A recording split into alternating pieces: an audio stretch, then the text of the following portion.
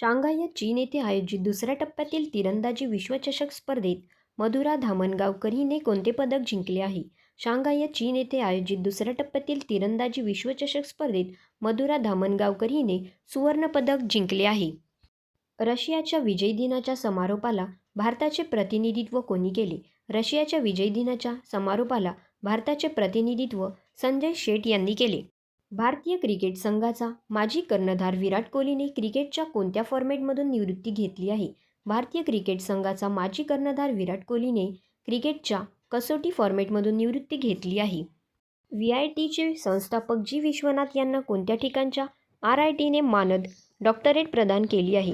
VITचे संस्थापक जी. विश्वनाथ यांना न्यूयॉर्क या ठिकाणच्या RITने मानद डॉक्टरेट प्रदान केली आहे. महाराष्ट्र शासनाचा व्ही. शांताराम जीवनगौरव पुरस्कार कोणाला जाहीर झाला आहे? महाराष्ट्र शासनाचा व्ही. शांताराम जीवनगौरव पुरस्कार महेश मांजरेकर यांना जाहीर झाला आहे. एबेल पुरस्कार 2025 कोणाला प्रदान करण्यात आला आहे? एबेल पुरस्कार 2025 मसाकी काशीवारा यांना प्रदान करण्यात आला आहे. एक्स प्रचंड प्रहार अभ्यासाचा आयोजन भारतीय सेनाद्वारा कोठे करण्यात आले होते? एक्स प्रचंड प्रहार अभ्यासाचे आयोजन भारतीय सेनाद्वारा अरुणाचल प्रदेश येथे करण्यात आले होते. एलिट महिला राष्ट्रीय बॉक्सिंग स्पर्धेत कोणी प्रथम स्थान मिळविले आहे? एलिट महिला राष्ट्रीय बॉक्सिंग स्पर्धेत रेल्वे स्पोर्ट्स प्रमोशन बोर्ड यांनी प्रथम स्थान मिळविले आहे. कोणत्या देशात संशोधकांनी 8 डोळे आणि 8 पाय असलेल्या विंचूची नवीन प्रजाती शोधून काढली आहे?